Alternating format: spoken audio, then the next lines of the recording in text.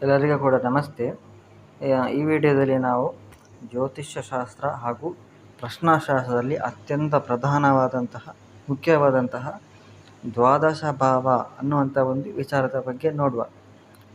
ಮೊದಲಿಗೆ ಕ್ರಮ ಪ್ರಕಾರ ಹೇಳೋದಾದರೆ, ಪ್ರಥಮಂ ದೇಹಭಾವಂ ಚ ವಿತ್ತಭಾವಂ ಚ ದ್ವಿತೀಯಕಂ, ತೃತೀಯಂ ಭ್ರಾತೃಭಾವಂ ಚ ಸುಖಭಾವಂ ಚ ಚತುರ್ಥಕಂ, ಪಂಚಮಂ ಸಂತಾನಭಾವಂ ಚ ಚೋರಭಾವಂ ಚ ಷಷ್ಠಕಂ, ಸಪ್ತಮಂ ಕಲತ್ರಭಾವಂ ಚ ಆಯುಭಾವಂ ಚ ಅಷ್ಟಕಂ, ನವಮಂ ಭಾಗ್ಯಭಾವಂ ಚ ಕರ್ಮಭಾವಂ ದಶಮಂ ತಥಾ, ಏಕಾದಶ ಲಾಭಂ ಚೈವ ದ್ವಾದಶಂ ನಷ್ಟಂ ತಥಾ. ಇದು ದ್ವಾದಶ ಭಾವಕ್ಕೆ ಸಂಬಂಧಿಸಿದ ಒಂದು ಶ್ಲೋಕ ಆಗಿತ್ತು. ಇದರ ಅರ್ಥ ಹೀಗೆ: ದೇಹಭಾವ ಅಂತ ಹೇಳಿದರೆ ನಮ್ಮ ದೇಹ ಸ್ಥಿತಿ, ನಮ್ಮ ಆರೋಗ್ಯ ಅನಾರೋಗ್ಯ, ನಮ್ಮ ಮನಸ್ಸು ಇವುಗಳ ಬಗ್ಗೆ ಸೂಚಿಸುವಂತಹ ಪ್ರಥಮ ಭಾವಕ್ಕೆ ದೇಹಭಾವ ಅಂತ ಹೇಳುವಂತಹದ್ದು. ಇದು ಅತಿ ಪ್ರಮುಖವಾದಂಥ ವಿಷಯ ಆಗಿರ್ತದೆ. ಎರಡನೇದಾಗಿ ಹೇಳೋದಂತ ಹೇಳಿದ್ರೆ ವಿತ್ತ ಭಾವ. ವಿತ್ತ ಅಂತ ಹೇಳಿದರೆ ಹಣಕಾಸು ಸಂಪತ್ತನ್ನು ಸೂಚಿಸುವಂಥದ್ದು.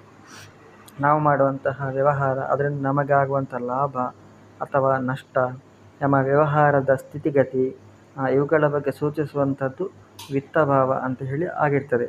ಮೂರನೇದಾಗಿರುವಂಥದ್ದು ಭ್ರಾತೃಭಾವ. ಭ್ರಾತೃ ಅಂತ ಹೇಳಿದರೆ ನಮ್ಮ ಅಣ್ಣ ತಮ್ಮ ಅಥವಾ ನಮ್ಮ ಅಕ್ಕ ತಂಗಿ ಅಥವಾ ನಮಗೆ ಹೊರಗಿನವರಾಗಿರ್ಬೋದು, ಅಣ್ಣ ತಮ್ಮಂದ ರೀತಿ ಇರ್ಬೋದು ಅವರು. ಆಮೇಲೆ ನಮ್ಮ ಫ್ರೆಂಡ್ಸ್ ಇವರನ್ನೆಲ್ಲ ಭ್ರಾತೃಭಾವ ಅಂತ ಹೇಳುವಂಥ ಈ ಒಂದು ಭಾವ ಸೂಚನೆ ಮಾಡುವಂಥದ್ದು. ನಾಲ್ಕನೇದು ಸುಖಭಾವ ಸುಖಭಾವ ಅಂತ ಹೇಳಿದರೆ ನಾವು ಜೀವನ ಮಾಡುವಂತಹ ಜೀವನ ಶೈಲಿ ಇರ್ಬೋದು, ಅಥವಾ ಮನೆ, ನಮ್ಮಲ್ಲಿರುವಂತಹ ವಾಹನ, ಕೆಲವು ಐಷಾರಾಮಿ ವಸ್ತುಗಳು ಇವುಗಳನ್ನೆಲ್ಲ ಬಗ್ಗೆ ಸೂಚಿಸುವಂಥದ್ದು ಸುಖಭಾವ ಅಂತ ಹೇಳ್ತಾರೆ. ಐದನೇದಾಗಿರುವಂತಹದ್ದು ಸಂತಾನ ಭಾವ. ಪಂಚಮಂ ಸಂತಾನ ಭಾವಂ ಚ.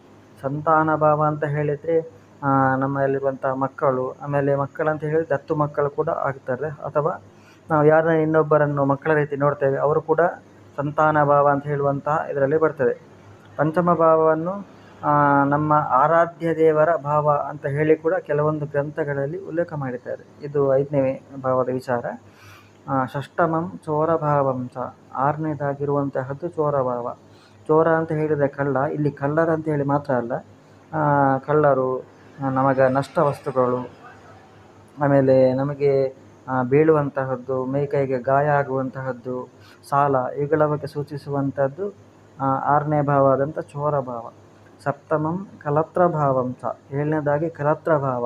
ಕಲತ್ರಭಾವ ಅಂತ ಹೇಳಿದರೆ ಪತಿ ಪತ್ನಿಯರು ಇವರ ಸಂಬಂಧ ಆಗಿರ್ಬೋದು, ಅಥವಾ ನಷ್ಟ ವಸ್ತುಗಳ ಬಗ್ಗೆ ಇವುಗಳ ಬಗ್ಗೆ ಸೂಚಿಸುವಂತಹದ್ದು ಸಪ್ತಮ ಭಾವ ಆದಂತಹ ಕಲತ್ರಭಾವ ಅಂತ ಹೇಳ್ತಾರೆ. ಅದಕ್ಕೆ ಒಂದು ಶ್ಲೋಕ ಇದೆ: ಪಾಪೇ ಸಪ್ತಮಗೆ ಕಲತ್ರ ಮರಣಂ ರೋಗೋ ವಿಯೋಗಸ್ಯವ ಅಂತ ಹೇಳಿದರೆ, ಸಪ್ತಮ ಭಾವದಲ್ಲಿ ಯಾವುದೇ ಒಂದು ಪಾಪಗ್ರಹ ಇದ್ದರೆ ರೋಗ ವಿಯೋಗ ಇತ್ಯಾದಿಗಳು ಸಂಭವ ಆಗ್ತದೆ ಅಂತ ಹೇಳ್ತಾರೆ.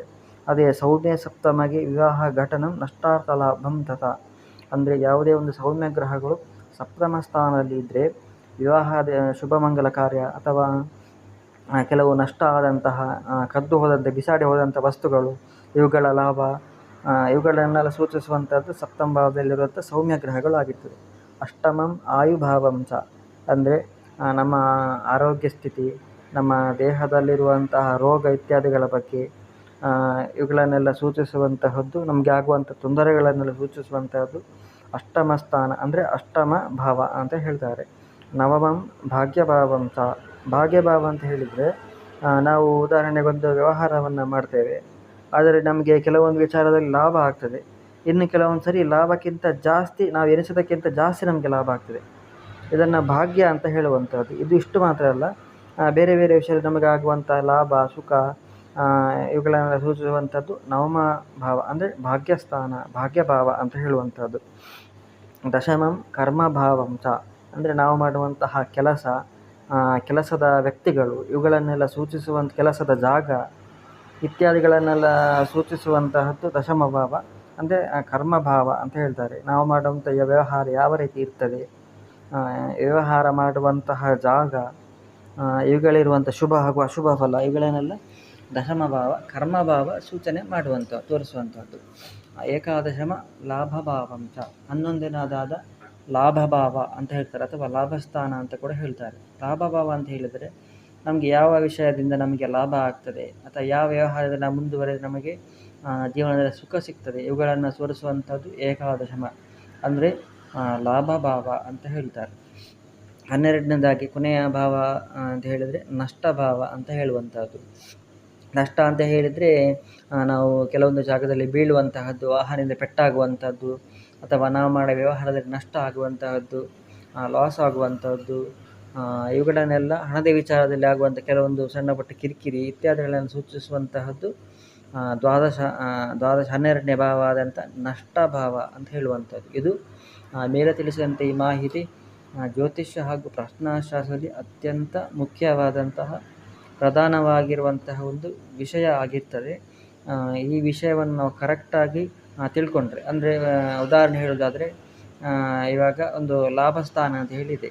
ಲಾಭಸ್ಥಾನದಲ್ಲಿ ಉದಾಹರಣೆಗೆ ಶುಕ್ರ ಗ್ರಹ ಅಂತ ಹೇಳಿದೆ. ಇದು ಒಂದು ಸೌಮ್ಯ ಗ್ರಹ ಆಗಿದ್ದು, ಲಾಭಸ್ಥಾನದಲ್ಲಿ ಅಥವಾ ವಿತ್ತಸ್ಥಾನ ಶುಕ್ರ ಗ್ರಹ ಇದ್ದರೆ ನಮಗೆ ನಾವು ಮಾಡುವಂತಹ ಒಂದು ಕೆಲಸದಲ್ಲಿ ನಮಗೆ ಲಾಭ ಆಗ್ತದೆ, ಅಥವಾ ನಮಗೆ ನಾವು ಎನಿಸೋದಕ್ಕಿಂತ ನಮಗೆ ಜಾಸ್ತಿ ಲಾಭ ಆಗ್ತದೆ ಅಂತ ತೋರಿಸುವಂತಹದ್ದು.